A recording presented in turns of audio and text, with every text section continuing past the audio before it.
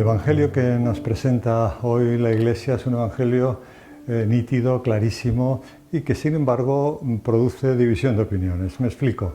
Voy a ir muy rápido con el evangelio porque querría leeros algunas cosas que van a poner las cosas en su sitio. El evangelio es aquel en el que se le acerca a un escriba al Señor y le pregunta: bueno, maestro, ¿cuál es el primero y principal mandamiento de todos?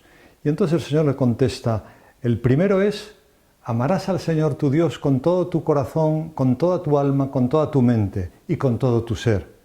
El segundo, sin que se lo haya preguntado, va a decir el Señor, el segundo es este: amarás a tu prójimo como a ti mismo. No hay mandamientos mayor que estos. Y el escriba se queda feliz de que esta contestación es como lo que yo pensaba. Efectivamente, lo primero es el amor a Dios y después el amor al prójimo. Y donde viene la división de opiniones es que esto lo traemos ahora sí como a la Iglesia. Y yo creo que vosotros y yo conocemos gente que dice: hombre, lo importante, lo mejor que hace la Iglesia Católica es, por ejemplo, lo de Cáritas. Yo Cáritas lo entiendo, eso es lo que tendría que hacer la Iglesia y la gente. Entonces, no tantas misas y novenas y procesiones, vale, pero lo importante es el prójimo. Incluso también entiendo los misioneros, las misioneras que están en África, que se van allí. Comprendo también las hermanas de la caridad, las de la Madre Teresa de Calcuta, porque esas sí que hacen eso. Yo lo he visto reportajes y hacen unas cosas impresionantes y con el prójimo. Bueno, yo creo que aquí el Señor nos está queriendo decir una cosa, y dice, el primero y el segundo, y más importantes que estos dos, no hay ninguno.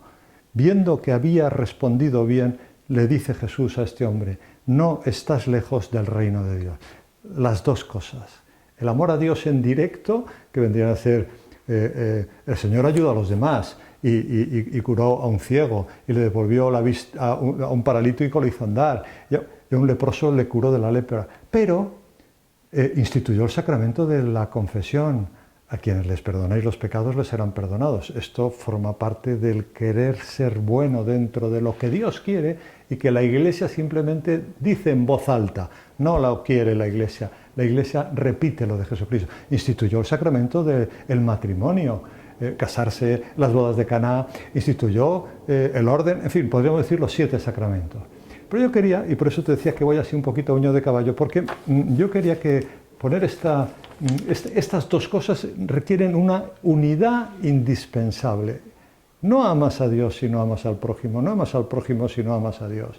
Incluso el Señor, hay un momento que sale en el Evangelio algo muy notorio, ¿no? Que cuando dice: ¿cómo decís que amáis a Dios a quien no veis si no amáis al prójimo a quien veis? No está poniendo al prójimo por delante de Dios. Esto es lo segundo. Pero vamos a lo que te quería decir yo de las misioneras de la caridad, que a todos nos impresionan. La Madre Teresa de Calcuta, lo que hacen, he visto unos reportajes. ¿Ves? Eso ahora que lo sacas, esa es otra cosa importante. Eso es lo importante de la misa. Mujeres u hombres así, que estén volcados hacia los demás. Y mira, te voy a leer dos cosas. Una es, lo he cogido de un documento de las misioneras de la caridad. No es que hago yo aquí un resumen o lo que a mí me parece. Distinguen entre a quienes se dirigen las misioneras de la caridad y cuál es la finalidad. Son dos aspectos distintos. Mira lo que dice: se dirigen a ayudar a los refugiados, a las exprostitutas, a enfermos mentales, a niños abandonados, leprosos, víctimas del SIDA, ancianos y convalecientes. Bueno, por ahí, puntos suspensivos, ya se ve la idea. Y entonces ahora vamos a lo siguiente. Entonces esto es lo que son, lo que hacen las misioneras de la caridad. Y entonces viene a continuación que dice: ¿cuál es la finalidad de las misioneras de la caridad?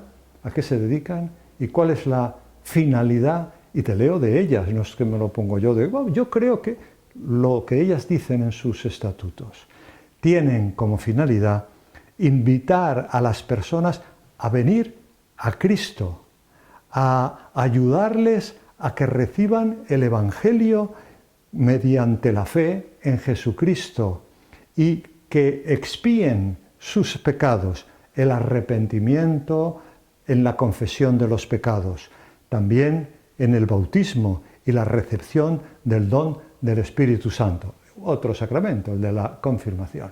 Bueno, aquí vuelvo a lo de antes, lo de la unidad inseparable. Fíjate, y además te voy a leer otra cosa que es lo que yo quería especialmente leer, porque hay una cosa que viene a unir esto. Fíjate lo que hacen, cuál es la finalidad, pero hay una cosa que la habrás visto también en estos reportajes que hemos visto todos a veces adorando al Santísimo. Están ahí todos así en el suelo, ¿no?, de rodillas, y el Santísimo en la custodia.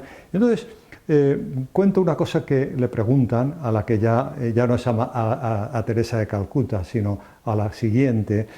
Cuando empezamos nuestra hora santa, la hora santa diaria, ahora va a explicar por qué dice eso, porque antes la hacían solo semanal. Cuando empezamos nuestra hora santa diaria fue cuando nuestra comunidad comenzó a crecer y florecer. En la medida en que de una vez a la semana pasa diariamente a rezar delante del Santísimo, fue cuando nuestra comunidad comenzó a crecer y florecer. En nuestra congregación solíamos tener adoración una vez a la semana durante 1 hora.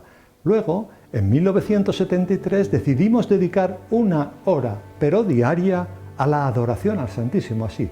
Íbamos a decir, sin hacer nada. Delante del eso de sin hacer nada, ¿verdad? Dice, el trabajo que nos espera es enorme. Los hogares que tenemos para los indigentes y enfermos y moribundos están totalmente llenos en todas partes del mundo. Pero, y esto es otra vez la unidad inseparable, pero desde el momento que empezamos a tener 1 hora de adoración diaria, el amor a Jesús se hizo más íntimo en nuestro corazón. El cariño entre nosotras fue más comprensivo y el amor a los pobres se nos llenó de compasión. Ya no simplemente arreglar aquí, curar, sino meter el alma, la compasión. Y así se nos ha duplicado el número de vocaciones, desde que hacíamos lo mismo, pero hemos añadido más adoración al Santísimo, más adoración a Jesucristo en la Eucaristía. Dios, termino, Dios nos ha bendecido con muchas más vocaciones. La hora que dedicamos a nuestra audiencia diaria con Dios es la parte más valiosa, primero, lo más valiosa de todo el día.